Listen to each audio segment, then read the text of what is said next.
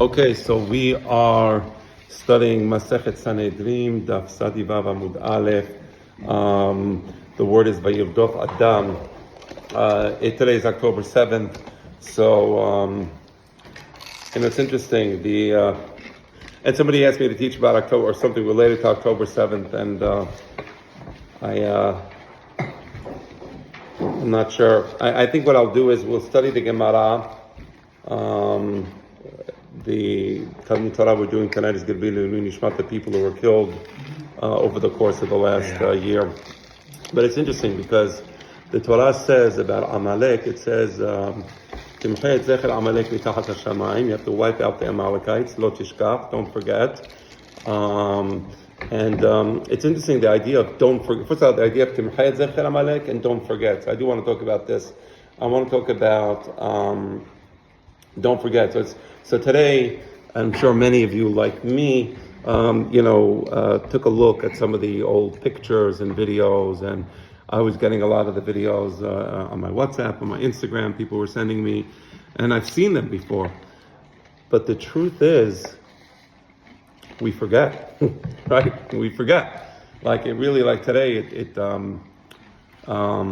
seeing these pictures and seeing these images and these videos again, it triggers within one's psyche a certain rage, a certain anger, obviously sadness, tremendous sadness at what happened, and the suffering of people, just unbelievable. I mean, really what happened on October 7th was just beyond belief. So the Torah says, lo tishkach. So the reason God says, lo tishkach, it says, remember what Amalek did to you, lo tishkach. Why do you have to say lo tishkach? Because we forget, right? Did anybody else have a similar feeling today? You see these videos again, you're like, my gosh. It's not to be believed. And there's another aspect to lo tishkach.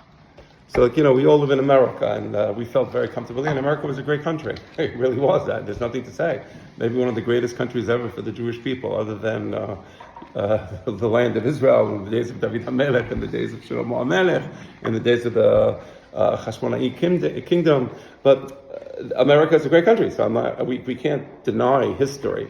We can't deny facts. And yet the Torah says, lo tishkach. So what does it mean, lo tishkach? Because, when the Jews live in any particular country and things are great, and there's been other countries where things were good, I wouldn't say as good as America, but let's say Germany was pretty good for the Jews, relatively speaking, in the early 20th century. Let's put that out there, certainly the Jews in the 20s in Germany didn't expect that Germany would become the Germany of the late 30s, or mid-30s to late 30s is when the Holocaust started. Nobody expected that, right? And notwithstanding the history of Jews being in many, many countries, Spain, let's say Spain. Spain is a much better example than Germany. Spain, things were fantastic for the Jews, right? Andalusia was gorgeous. Yeah, Jews had the nicest houses, and they were respected, and they were in the government, and they were like the most respected people in Spain were the Jews, and we had a great relationship with the Muslims. And then crazy Muslims took over because the Muslims we had a good relationship with were like moderate Muslims from the Umayyad dynasty, which started out in Damascus. They were normal Muslims. They were very educated, very intellectual, very philosophical, mathematicians, astronomers among the Muslims as well. So they appreciated the Jews, and things were great for the Jews in Spain. But then one day, the government turned around. The government got taken over by these crazy Muslims, the Al-Muhadin, Muslims from northern Africa. And everything changed overnight. Suddenly Jews were persecuted. So lo tishkach, I think there's also an element of lo tishkach. I'm not saying that things will get bad in America. By the way, it's possible that Donald Trump will win. It is possible. There's a poly bet site. Anybody familiar with that? So they have the bettors betting on it. So Trump and Kamala Harris. Kamala Harris is beating Trump about a point, and suddenly today spike. Trump is beating her by 11 points. It's really weird, tons of money going into the Trump side. Not sure what that means. But the point is, it could be that Donald Trump will win. We'll have to wait and see. And if Donald Trump wins, I think things will hopefully get better for the Jews. Because what's been happening in America is appalling. It's appalling by American standards. I mean, the federal government has an obligation under the Civil Rights Act to defend minority groups that are being subjected to racism, and Jews on campuses have been subjected to racism, and the federal government has done nothing. So this is like a message from the government to the people. See what I'm saying? Meaning, when the government allows the mobs to attack Jews, that's a message, right? They're saying it's okay. So what do you mean when you say it's okay? Well, it's not okay to do it to blacks, obviously. It's not okay to do it to Mexicans. It's not even okay to do it to illegal immigrants, right? But the Jews, it's okay. So the government is giving a message here, and it's an anti-Semitic message that the government has been giving. And I don't care about anything else. I don't care about Democrat, Republican, woke, not woke, all that stuff, put it on the side. I care about one thing: Jews, anti-Semitism. And that's where I draw my red line. And I see it happening in America. So lo tishkach also means like, always be vigilant. Always be vigilant, because it could be that Kamala Harris will win. And we know that Waltz is not a lover of Am Yisrael. We know that Kamala Harris is not a lover of Am Yisrael. On October 7th, tonight, an interview is coming out with Kamala Harris, 60 minutes interview, and she's asked point blank, do you consider Bibi Netanyahu to be an ally of America? She did not answer. Yes, right. I mean, the answer, it should be like a simple answer, like you're running to be the president of the United States, right? And the answer was right. The answer should have been, well, yes. She doesn't like him. Okay, that's good. So the correct answer would have been, even though we disagree with Bibi Netanyahu on some points, but of course he's an ally, and of course we're working with Israel, and of course today, by the way, is October 7th. She should have said, or this is going to be aired on October 7th. And of course, we defend Israel and the right to. No, instead she gives $150 million to Lebanon, more, by the way, than she gave to North Carolina. Just think of that for a second, how twisted that is. America last, right? Haters of Jews first. So we're in a very precarious situation. So her answer was shocking. She says, the people of America and the people of Israel are aligned. I don't even know what that means, like we're aligned. I mean, which people? Wait, are you talking about the Muslim protest, the Palestinian protesters are aligned with you? Like which American people are aligned? Or you mean who? The Democrat voters, the Republican voters? So it was a sham answer. It was a way not to answer. So that's very troubling. So I'm talking about October 7th. I hope it's okay. I was asked to talk about October 7th, and I'm doing it. So I hope like nobody's getting upset that we're kind of having this conversation, because I do think it's important to at least mention it. We can't. Now we are going to be having Wednesday night. Not tomorrow night, Wednesday night at 8:00. My son will be speaking. He'll be talking about his experience in Gaza and what it was like to enter the Gaza Strip. And that should be an interesting thing. So we are going to be doing an October 7th memorial, but still I wanted to recognize today as a day where we at least speak about it and have some thought about what took place. Okay, so let's. Like you said, they're really smart, those that are studying now in the middle. Yeah. I want to say one last thing, and this is an important point also. The Goyim would be foolish not to defend the Jews. By the way, many Goyim are defending the Jews, and I give them tremendous credit. And you see the humanity of many of these Goyim, right? I was watching Fox News today, and one of the ladies, she practically brought me to tears. She brought the other people to tears. They were having like a conversation on October 7th, and she says every night she falls on her knees with her daughter, and they pray to God for the welfare of the hostages. It was just a very touching thing to hear. So there's many people who are they're very cognizant of what's happening, and they're very aware of the barbarism that took place against the Jews. But what I want to say is I want to take it to a step further and say one last thing, and then we'll study the Gemara. The one last thing that I want to say is that the Goyim would be well advised to defend the Jews for two reasons. If Bam Minam, God forbid, America became more anti-Semitic, for example, Kamala Harris wins, Waltz wins, and they become even more aligned with the anti-Semitic squad, whatever they call Rashida Tlaib, AOC, and Machshemam, and that other garbage people. So what's going to happen is that not only will America become more anti-Semitic, America will become more authoritarian, meaning it's going to be bad for the Goyim. There's never been a country which is anti-Semitic and persecutes Jews, and the Gentiles have a good time. The Gentiles themselves are always subject to an authoritarian regime, because it is only an authoritarian regime that will persecute Jews. So that's one thing I would advise any Goy thinking about this should understand the consequences of what's happening. And the second thing is, look, if things get bad here, we're going to Israel. We're not going to be around in an anti-Semitic place. Now, if the Jews start going to Israel, boy, who's going to be running this country? God help America. I mean when the Jews left Spain, you see, Spain was like the most powerful country, and under a century, it just literally went down the drain. So if the Jews leave this country, wow, what's going to happen in America? You think it's bad now with people entering CVS and everything's under lockdown, and you got to get holy smokes. That's all I can say. So we're in a good place. The Jews are in a good place. It's the Goyim, the Gentiles, that better pray to God that that Trump wins the next election. I'll just leave it at that. And now we will study some Torah. How about that? Okay, so Le'elu Nishmat, the poor people that were killed on October 7th, after October 7th, and inshallah Hashem should bring back all the hostages. All right. I actually heard one piece of good news today, and that is that Yahya Sinwar is alive. It was a piece of good news because he's surrounded by hostages. And the thought was that he might be dead. If he's dead, where are the hostages that he was surrounded by? So the fact that he's alive has actually encouraged me a little. But we'll see. Okay. Vayibdaf Adam. So Avraham Avinu, we were talking about that war. This is the first world war that took place. Remember I said there were 3 civilizational wars. We said the one of Avraham Avinu, where the 4 kings were fighting the 5 kings, and Avraham Avinu got involved to rescue his nephew. They were taken hostage.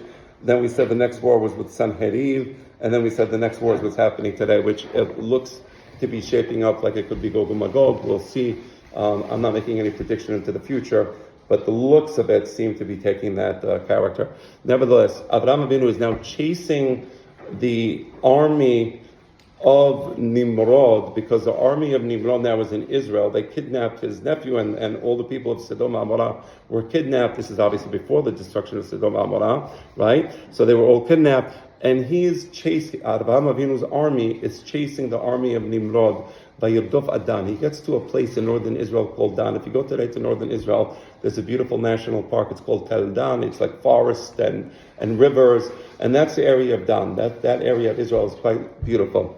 So he gets there. Avraham Avinu does.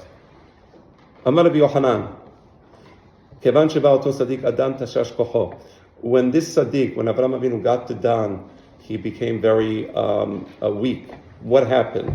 What weakened him? He saw his that in the future, centuries later, thousands of years later, the Jewish people in that spot would make Avodah Zarah. I'll explain what happened. So here's what happened. So Shlomo HaMelech so when he dies, he has only one son. His son is Rehavam. Rehavam is not a very intelligent king. He imposes new taxes upon the people, and there's a revolution, a civil war actually. The civil war splits the nation of Israel into 2 parts, the northern part and the southern part. The southern part being the city of Jerusalem. The son of Shlomo HaMelech, Rehavam, was the king over there. He was the king over Shevet Yehuda, the tribe of Judah, and the tribe of Levi, and perhaps part of Binyamin. The other part, the northern part of Israel, encompassed most of the tribes. So what happened? So Yarovam ben Nevat was told by God, look, I'm going to make you the king of the northern part of Israel. I'm upset at the son of Shlomo HaMelech. If you follow the Torah and you make sure that the people continue following the Torah, I'm going to make you the king. That's it. You're going to be the king, and I'm going to make your children. There's going to be a new dynasty. Originally, it was the dynasty of David HaMelech. Now it's going to be the dynasty of Yarovam ben Nevat. That was the offer that God made to Yarovam ben Nevat through the Navi. God sent the Navi to Yarovam ben Nevat, and he speaks to them, and he makes them this offer. He said, I want you to make sure that the Jewish people, they stay loyal to the Torah. That was a request. A reward, dynasty. Okay, so what happened? So now comes the holidays, and in those days, so when the Beit HaMikdash is around, there's a mitzvah on the Pesach, Shavuot, and Sukkot. There's a mitzvah to visit the Beit HaMikdash, right? Pasuk says that everybody has to appear in the Bet HaMikdash before God on the 3 holidays. Okay, so that's the law. Now what happens? So this king Yerovam ben Nevat, he's in northern Israel. Now what are people doing? Everybody's getting their passports. Everybody's going to the embassy to get their passports so they can go to southern Israel. It's a separate kingdom now. Okay, I'm kidding about the passports, but you get the general idea. Everybody's traveling to southern Israel. They're all going to Jerusalem. They're all going to the Bet HaMikdash. Now, he doesn't like this. He doesn't like that everybody's leaving northern Israel every 3 times a year to go to the Bet HaMikdash, and they're showing homage to the king of Judea, because of course the king is there as well. The other king, not him. Yerovam ben Nevat is up north, right? They're enemies now. So he comes up with an idea. He says, you know what? So they have to go all the way to the Bet HaMikdash, and it's a long trip, and it's hard to make that trip. And today, if a person is in Israel, it's hard to make the trip because of the traffic. But even with traffic, you're coming from Tel Aviv, make it an hour, 2 hours, okay? Not the end of the world. Back then, you're traveling, on a horse, on a donkey, with a family, with a carriage, I don't know what. It's a long trip. He says, I have a good idea. Let me make a temple in northern Israel. But I want to be smart about this. I'm going to make 2 temples. So they have a choice, like they don't have to travel so far. So he puts one in a place called Bet El. Bet El is actually north of Jerusalem. I'm probably off, but let's say 30 kilometers north of Jerusalem, something like that. Okay. And then, so that's the southern part of his kingdom. And then in the northern part of his kingdom, he puts another temple, it's not a Bet HaMikdash, he puts a temple in Dan. But he's saying, I got to do something different. Now, back then, the worship of the egel, of a young cow, similar to when the Jewish people left Egypt. You remember they did the egel hazahav when Moshe Rabbeinu went up the mountain. They did egel hazahav. They didn't make it up. It was a common pagan idol. It was a very popular idol. There's some things that are popular today. What is popular? Taylor Swift. Okay, it's very popular. Everyone was Taylor Swift. Oh my gosh. Oh wow. Okay. She said, okay, so whatever. So back then there was no Taylor Swift, so they had Egel Hazahav. So the Egel Hazahav was very popular. There was other types of idols, but that apparently was a very attractive one. People liked the Egel Hazahav. Beautiful, a golden cow. It's crazy. Why do we like that today? Oh, I guess because we're not crazy. Well, the question is, what craziness do we have today that our children will make fun of us? I don't know. But back then they had the craziness of Egel HaZahav. So he decides to put 2 golden calves, one in Dan and one in Bet El. So each temple now is a temple for Avodah Zarah. Are you understanding what this guy did? God told him, I'm going to give you the dynasty, eternal dynasty. It's going to be you. What does the guy do? He cares about his ego. He cares about his honor. He wants the Jewish people to stay in northern Israel for the holidays. So instead of visiting the Bet HaMikdash, where the Shekhinah is, they're going to start visiting the Egel HaZahav. Eventually this led to the complete destruction of the northern kingdom of Israel. What happened to the 10 tribes that were there? Lost. What happened? So what do you think is going to happen? So it's lost. All right, go figure. So anyway, so when Avraham Avinu, so now you understand what happened. Avraham Avinu was a Navi. So he gets to Dan. Now this is before Avraham Avinu even had Yitzhak as a son, right?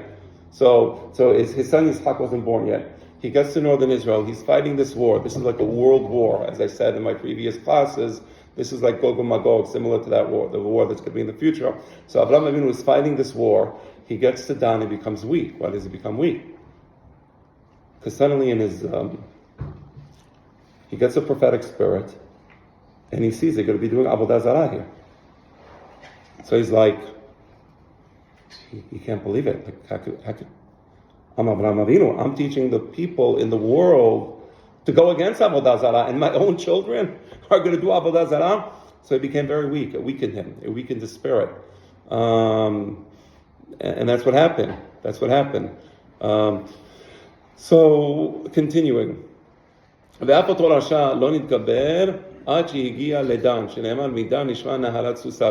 in Nebuchadnezzar, now another story, similar, the opposite. This is the flip side. So we saw Avraham Avinu became weak in the war. He was fighting the war against these kings, and suddenly he became very weak because he saw what's going to happen. The flip side is, this is now not Avraham Avinu. This is going forward in time, like over 1,000 years. The Jewish people are in Israel, and this is the days of the prophet Yirmiyah. Okay, so the prophet Yirmiyah is warning the Jewish people. Jeremiah is warning the Jewish people, guys. If you don't get into better shape, shape up, you got to ship out. I think that's what I want to say. If you don't shape up, you're going to ship out. Meaning, if you don't begin to act properly in the eyes of God, because what happened is that Avodah Zarah from northern Israel, it eventually went down to the kingdom of Judea, and then they were doing Avodah Zarah down in the city of Jerusalem and all those places. So Jeremiah warned them, and he said that you're going to get destroyed by Babylonia. So they were laughing at him. Yeah, Babylonia is not going to do anything. They're not even that strong. Nothing's going to happen. So what happened is, here's a pasuk. I'm going to read the pasuk now. I'm sorry, wrong pasuk. Midan nishma naharat susav. You see that word midan, right? That's the same place that we were looking at before. Dan is a place where centuries before Yarovam put the idol, the golden calf. So he says midan nishma nachrat. I misread it before. Midan nishma nachrat susav. I hear, says Jeremiah, when the horses are running, and you hear them breathing through their nose, like it's a heavy, right? Mikol misalot abirav. I hear the neighing of the steeds of Nebuchadnezzar.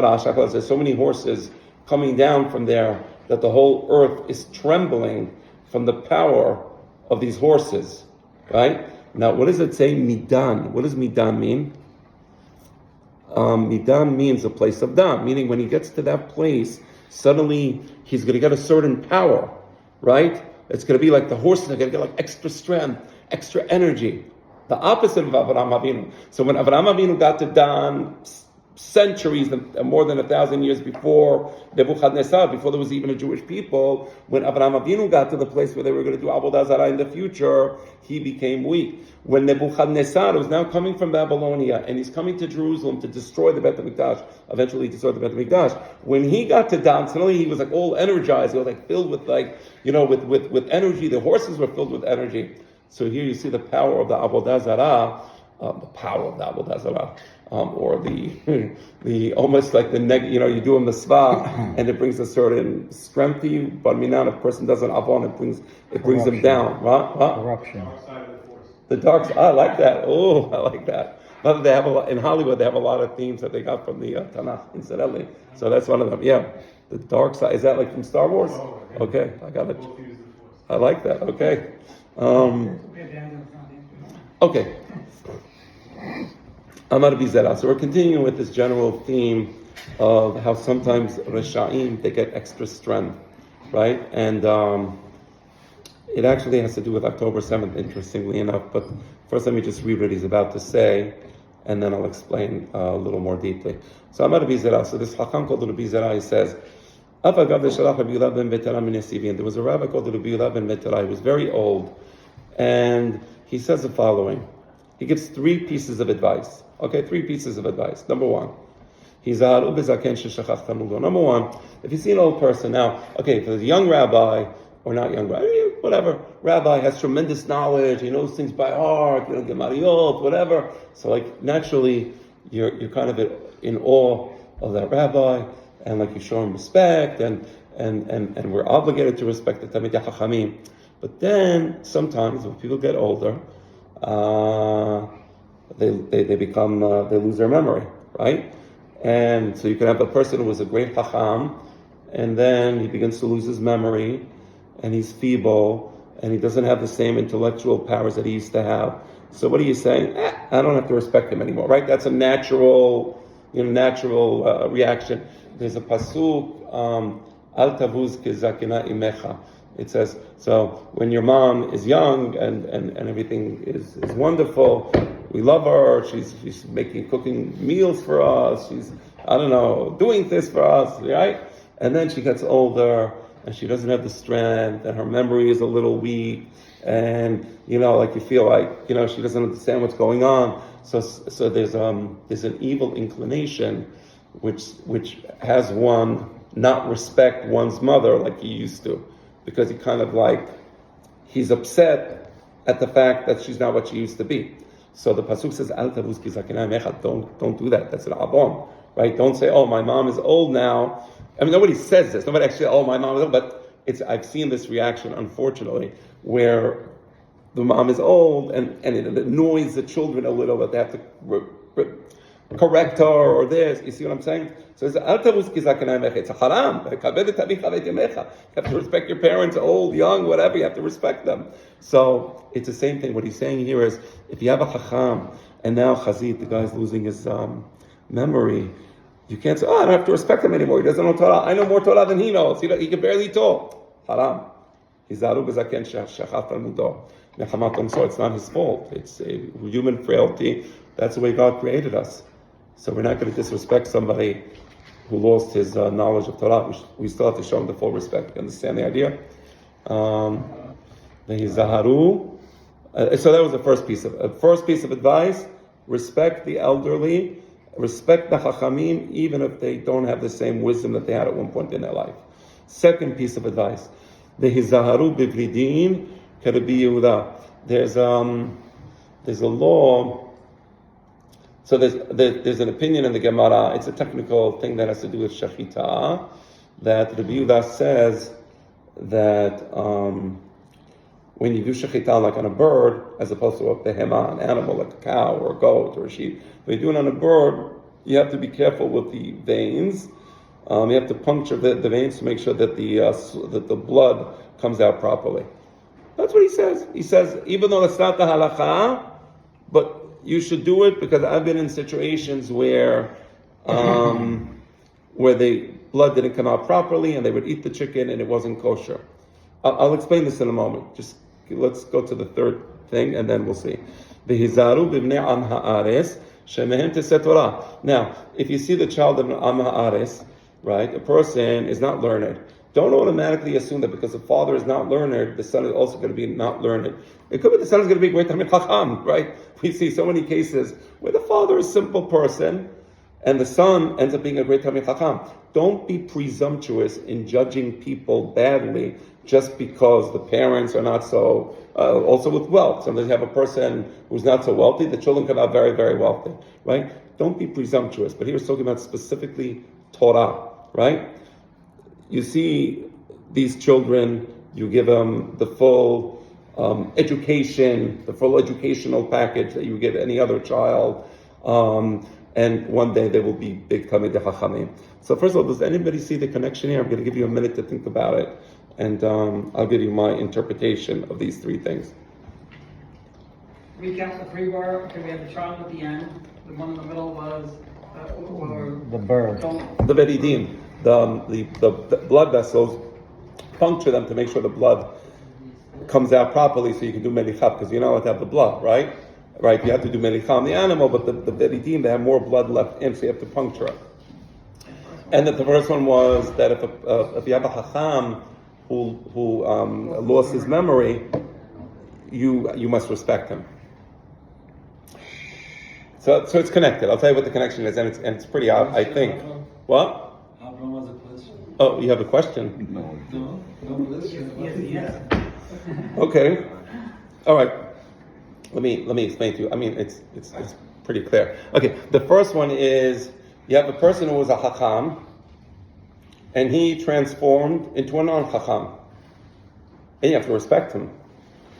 In the last one, you have a person who wasn't a chacham, and somehow he produced a chacham, right? Meaning, you can have a person who's a chacham who switches and becomes a non-chacham, but no fault of his own. Or you can have a person who's an am ha'aretz, he doesn't know Torah, he doesn't know, he's not so learned, and his sons might be very learned, right? So first of all, respect the person who used to be a chacham, even though he's not a chacham now, and don't disrespect the person who himself is not so learned. Maybe his children will be very learned, right? You understand? It's both ways.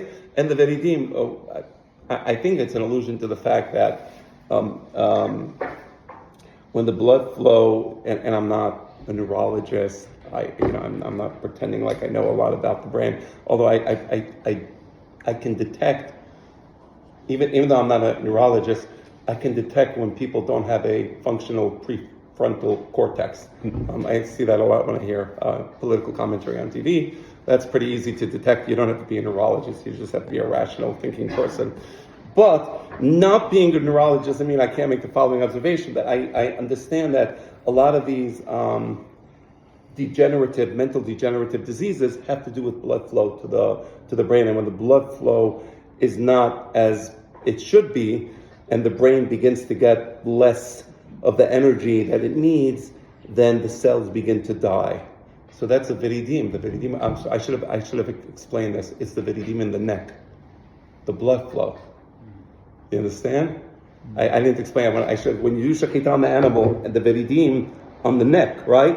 So you have to puncture them to make the blood flows properly. You understand the connection? Right, so that meaning the blood flow can stop and then the person's brain doesn't work as well. Or you can fix it by puncturing it, and then you can have a person who's not a chacham, but his son is a chacham, right? Interesting collection. So it's three things that he said, and you see the connection. It's not just disconnected things.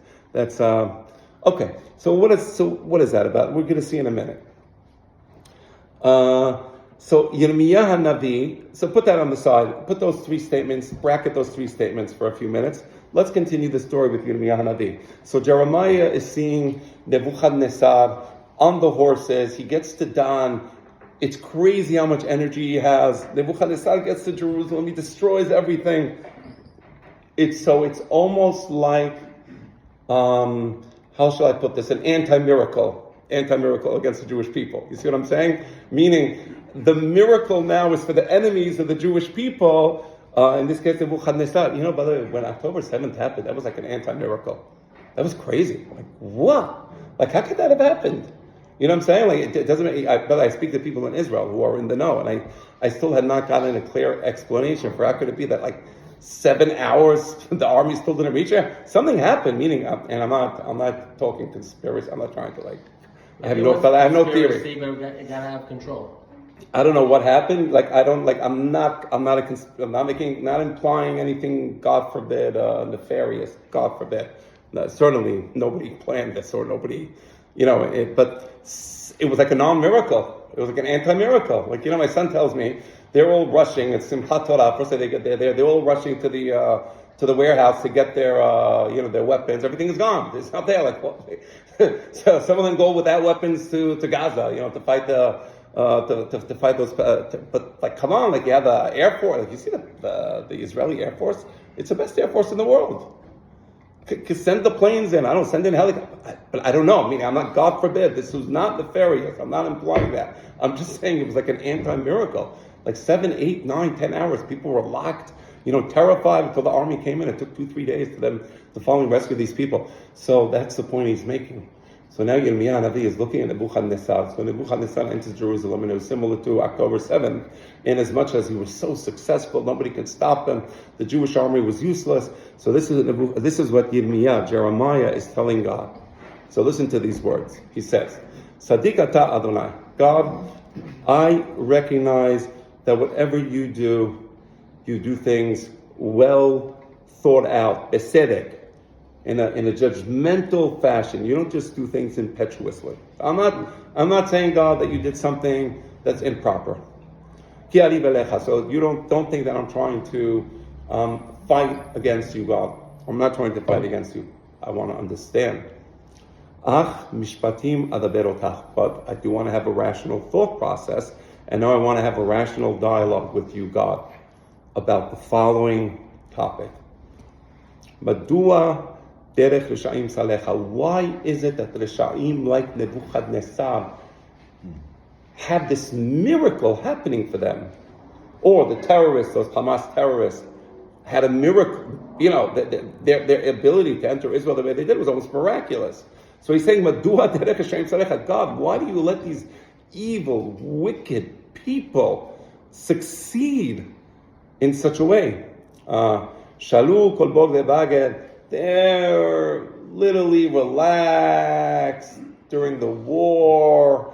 These treacherous people, They're not even trying, right? It's like I'm like having a fight with somebody, just one punch, knock him out. I have a drink in the middle. Oh, you want to come back at me? I'll give you another punch. The idea is they're not even trying this. They're doing so well in the war. Why is that, right? And he continues. Gam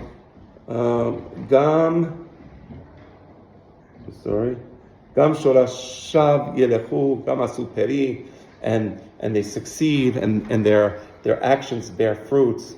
So why Jeremiah asks God, why do you allow these wicked people to succeed like this? What was the answer that was given to Jeremiah for his question? And it was as follows. Jeremiah,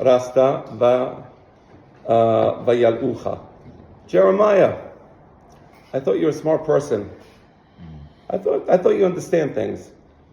You're running a foot race. You're running on your feet. You're running, and you think you're a great runner. But you want to race against horses. You're going to run on your feet against horses. But meanwhile, I notice that when you're running, just regular running, you're getting very tired. But you want to have a race against horses. You're running on a very smooth, easy trail. But if I tell you to run in a valley where there's stones and there's water and there's different impediments, how are you going to run, Jeremiah? I'm surprised at you. I thought you were, you're a person who's better than that. You asked me this question, so let me give you the following analogy. What is this like? It's like a person who says, I'm going to have a race against the horses. Who was that? There was a guy in World War II. In the Olympic, the Munich Olympic in World War II. Jesse Owens? Yes, Jesse Owens, right? He raced the horses. Cheater or something, right? What? Horses he did? Yeah, exactly. And it was beautiful because I think Yimach Shemo, that piece of garbage, Chancellor of Germany, Adolf, was there, and he was a black. And, to say the least, the Nazis were very racist. So, I'm sure it caused him a lot of pain to see this Jesse Owens, a black, defeat the horses, right? So God tells to Yirmiyah Navi, you want to run a race against the horses, right? Meaning you're a person with extra intellectual power. You're a Navi. You're not just a regular person. Ben B'Slei Hamayim, you want to run a race against the horses, and you're willing to run even in a swampy place with puddles of water where it's very hard to run. Now imagine this person who's saying, I can run a race against the horses. I'm like the best runner. I'm going to even run against the horses, even like in this swampy area. I don't care. That's how good I am. So he say, you know what, before you run against a horse, let's make a race against a normal person. A foot race, you and another person. So they run for 3 kilometers on a nice, easy run. He's out of breath. He lost the race. So he tells them, you told me you can run a race against horses. You can't even run a race against regular person. I gave you a short 3-kilometer race, and you're going to run a long race against the horses. I told you to run a race in the dry land. You're going to run and you couldn't run it. You're going to run in the area where it's swampy and there's water and impediments. So Yirmiyah Navi, you're surprising me. And I'm going to tell you what the answer is, because it's a little late, and I will read it in the Gemara. The answer is as follows. There is a principle. So why is it that Nebuchadnezzar succeeded? We know that the Jewish people lost. That we know. The Jewish people lost because they were doing Avanot. But why did God give extra strength to Nebuchadnezzar? So very interesting. The Gemara is going to tell us that there was a point in time where Nebuchadnezzar once did something good. We're going to see what it is that he did. Now, today Nebuchadnezzar is Mr. Yahya Sinwar. He's a terrible person, actually a dictator. I don't like the Yahya Sinwar. He's a rat on the ground. Think of a fascist. He's a Togo of Japan. He's Mussolini of Italy. That's what Nebuchadnezzar is. But there was a point where Mussolini, how do you pronounce it? Mussolini. Mussolini, thank you. The fascist prime minister of Italy during World War II. So he may have done something good. Maybe he did something good in his life. Nebuchadnezzar did something good. So what happens when somebody does something good? If he's a Rasha, God wants to give him all the reward for anything he might have done in this world. So now the guy is fighting a war against the Jewish people. The Jewish people deserve what they're about to get. But as a reward for this person, for the mitzvah that he did, God is going to give him this extra. He's going to feel great. Look at this. Oh my gosh. Look what's happening to him. I can't believe it. I have so much strength and energy. This is unbelievable. So God is going to give him that strength and energy because he once did a mitzvah. And for that mitzvah, he's going to get his reward. There's no such thing as you doing a mitzvah and God doesn't reward you. The question is, you get rewarded in this world, in the next world. What's the reward? But you'll always get rewarded. And God never fails to reward us for even the smallest thing that we did. You made a cup of coffee for your father, and he was enjoying it, sitting down in the living room, sitting the coffee. You're going to get rewarded for that. I don't know what it is. It's going to be nice. It's going to be very nice. Okay, so that. All right. So let's continue. Yes, sir. The concept of meaning No, it's a little different. it's something that so he's getting rewarded now. Why should I be punished because I did something bad in the first place? And now we're going to make him the one that's going to be the one that. Right. So no, Megalgalim Chaval Yedei Chayav is a little different. Meaning, here we're not dealing with the. It's true that Nebuchadnezzar is Chayav and the Jewish people are Chayavim, and God is going to punish the Jewish people with the person who's Chayav. That's correct. But the question we're dealing with is why did he have such a miraculous success? That's the question. Why the miraculous success? Why did he have to be able to have this? The follow-up question then is why is it, why do we have to pay the price? Just because he did something good doesn't mean you have to punish me. Oh, well, I mean, from our perspective, from the perspective of the Jewish people, they got what they deserved, unfortunately, right? There was nothing that happened that they didn't deserve, but it didn't have to be done in a miraculous or overtly miraculous way. I'll give you an example. What Israel did in Lebanon over those 2 weeks, where they just destroyed Hezbollah in literally 2 weeks, was miraculous. Yeah. Now, the fact that it was done in a it could have been done non-miraculously, but the fact that it happened the way it did, it brought us all pride and joy and happiness. Suddenly, everybody's mood changed. Like, wow, look at this, crazy, right? So the same thing with Nebuchadnezzar. You didn't have to do it miraculous. Just let him go and defeat the Jewish people and do whatever barbarism he's going to do. But why have miracles happen to him? So that's the point. So the answer is... compare with October 7th? So for now, I'm going to reserve judgment till we see what actually happened. I don't know what happened. I just don't know. I have no explanation. I don't know. So we have to figure it out. But for now, Nebuchadnezzar, we're going to see what he did. He made a big mitzvah, and we'll see what it is.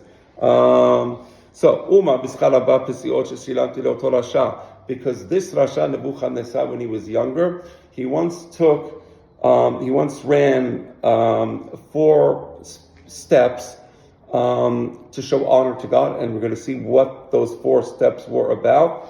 Not tonight, in the next class, because it's a whole story about Nebuchadnezzar and the mitzvah he did. But we'll say that for the next time that we study. So if there's any questions, Was finished? that's it. We're finished. 9:15 How is does it connect 9:15. back to the three? Because you said it connects back to the three. Right. You gotta come back. Because sometimes that's a great question. Let me just address that one question, and then we'll just get another minute. Because in that thing, you see that human nature is fluid. It's dynamic. You can have a person who was a hacham, and he's no longer a hacham by no fault of his own. Or you can have a person who was good and then became bad. Or you can have a person who was bad and he has a good child. Or you have a person like Nebuchadnezzar that at one point in his life did a beautiful mitzvah, and then he becomes a wicked, barbaric guy who goes and butchers Jews. So you see this whole idea of the fluidity of human nature. The fluidity of human nature says that Al ta'amen be'asmicha ad yom motcha. You may change as a person, so be careful. Don't take anything for granted. And a person that you knew years ago who might have been bad, maybe now he's good. Maybe he made teshuvah. Maybe he changed, right? So human nature is like the waves in the ocean. There's always changing. And that's why an intelligent, good person is going to be like a captain who knows how to navigate the ship and make sure it's always going in the correct direction. Question. And one more question, then we're going to go. Yeah.